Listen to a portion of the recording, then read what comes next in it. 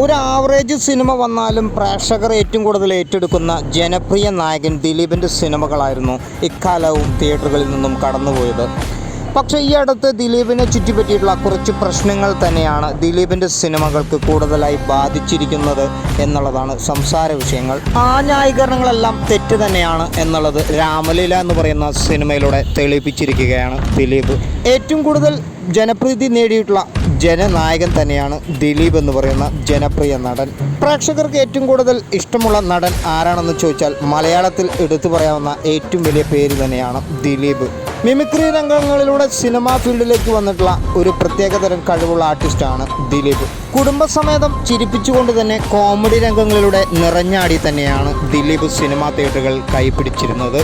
ഒരു കാലത്ത് ഫാമിലിയെ ഏറ്റവും കൂടുതൽ സിനിമാ തിയേറ്ററിലേക്ക് ആകർഷിച്ചിരുന്നത് ദിലീപ് സിനിമകൾ തന്നെയാണ്. ഇപ്പോൾ ഇതാ കുറച്ച് സിനിമകൾ മാത്രമാണ് ദിലീപിന് പരാജയങ്ങൾ നേരിടേണ്ടി വന്നിട്ടുള്ളൂ.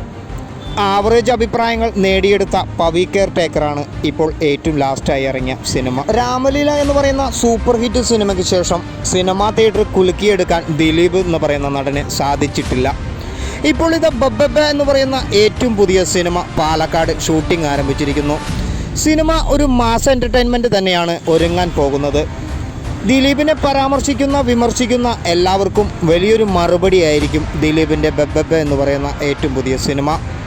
മോഹൻലാലിൻ്റെ പുലിമുരുകൻ, പ്രണവ് മോഹൻലാലിൻ്റെ വർഷങ്ങൾക്ക് ശേഷം ഹൃദയം എന്നീ സിനിമകളിലൂടെ അസിസ്റ്റൻ്റ് ഡയറക്ടറായി സിനിമാ ഫീൽഡിലേക്ക് വന്ന ധനഞ്ജയ് ശങ്കറാണ് ബബ്ബ എന്ന് പറയുന്ന സിനിമ സംവിധാനം ചെയ്യാൻ പോകുന്നത്. ഗോകുലം മൂവീസിൻ്റെ ബാനറിലാണ് സിനിമ നിർമ്മിക്കുന്നത്.